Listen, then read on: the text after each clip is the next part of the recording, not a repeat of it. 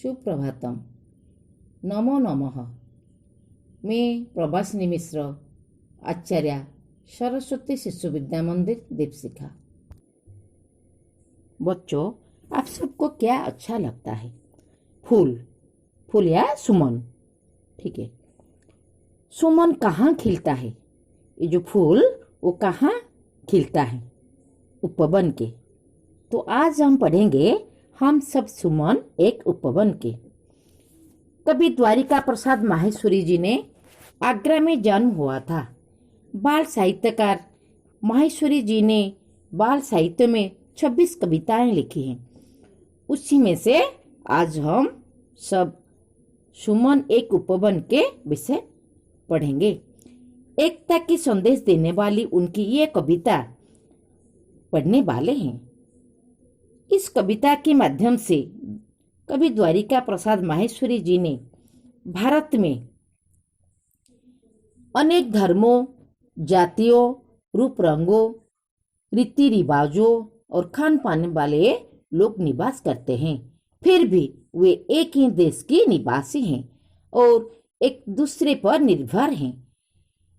सभी के सामूहिक रूप से ही देश की निर्माण हुआ है। इस कविता में कवि ने भारत को एक उपवन और यहाँ के निवासियों को सुदृढ़ फूल की संज्ञा देकर राष्ट्रीय कविता और अखंडता की वर्णन किया है।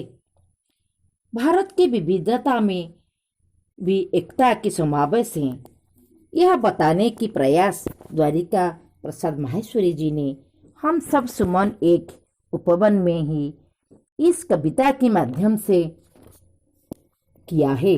कवि ने इस कविता के माध्यम से हमें हमारे देश में किस तरह से अनेक धर्म, जाति, भाषा, अलग अलग प्रकार के लोग रहते हैं, लेकिन फिर भी मिलजुल के रहना चाहिए। हम सबको भी मिलजुल कर रहना चाहिए। इन सभी बातों को बताने की प्रयास किया है। आओ पढ़े। हम सब सुमन एक उपवन के, हम सब सुमन एक उपवन के, एक हमारी धरती सबकी, जिसकी मिट्टी में जन्मे हम। मिली एक ही धूप हमें, सींचे गए एक जल से हम। सुमन एक फूल, एक सुमन एक फूल, उपवन बगीचा। तो इस धरती पर मानव ने जन्म लिया है। इस धरती पर जन्म लेकर वो एक ही धरती पर निवास करता है। एक ही मिट्टी में जन्म लेने के बाद वहां निवास करते हैं, मिलजुल कर निवास करते हैं। धूप आता है, वो सबको एक ही प्रकार की धूप देता है। सूर्य की किरण जब आता है वो सबको एक ही धूप देता है। सिंचे गए एक जल से हम, अर्थात वो जो लोग रहते हैं यहाँ, धनी निर्धनी, गरीब, किसके पास ज्यादा धन है ये नहीं देखता है। वो धूप जल वो सबके लिए एक ही प्रकार के सिंचे जाते हैं। पले हुए हैं झूल झूल कर, पालने में हम एक पवन के, हम सब सुमन एक उपवन के। जब ठंडी पवन आता है वो भी कोई बड़ा कोई छोटा ये देखता नहीं है।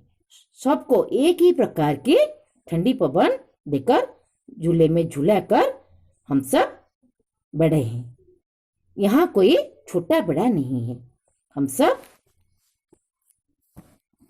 इस धरती पर एक ही मिट्टी में, एक ही जल, एक ही धूप पाकर, एक ही पवन में हम सब पलते हैं। रंग रंग के रूप हमारे अलग अलग हैं, क्यारी क्यारी। क्यारी क्यारी के मतलब फसल लगाने के लिए छोटे छोटे गड्ढे खोदना। अलग अलग हैं क्यारी क्यारी, लेकिन हम सब मिलकर ही इस उपवन की शोभा सारी। अर्थात यहाँ धरती पर हम जब जन्म लेते हैं तो हम अलग अलग भाषा, रूप, रंग होने के बावजूद हम सब एक ही हैं।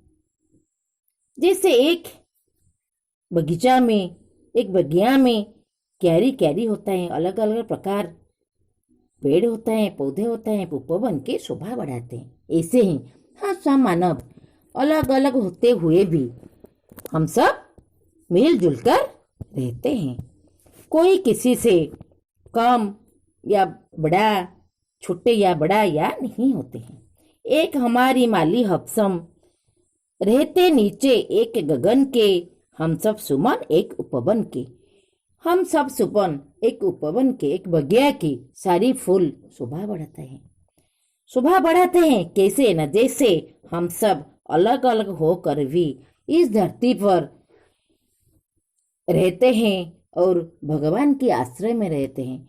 जैसा उपवन में, बगिया में फूलों की रक्षा करने या फूलों की पालन करने में माली का साथ जरूरी है, ऐसे ही भगवान की शरण में हम सब जाना चाहिए। क्योंकि भगवान की इस सृष्टि पर, इस धरती पर हम सब ने जन्म लिया है, मिलजुल कर रहना चाहिए और भगवान की शरण में जाना चाहिए। क्योंकि भगवान ही एक हैं जो मालिक के सदृश हमारी लालन पालन करते हैं, हमारी पालन करते हैं और इस धरती पर हम सब एक होकर हमारी निवास करते हैं, हम सब निवास करते हैं। धन्यवाद। आज बस इतनी ही है।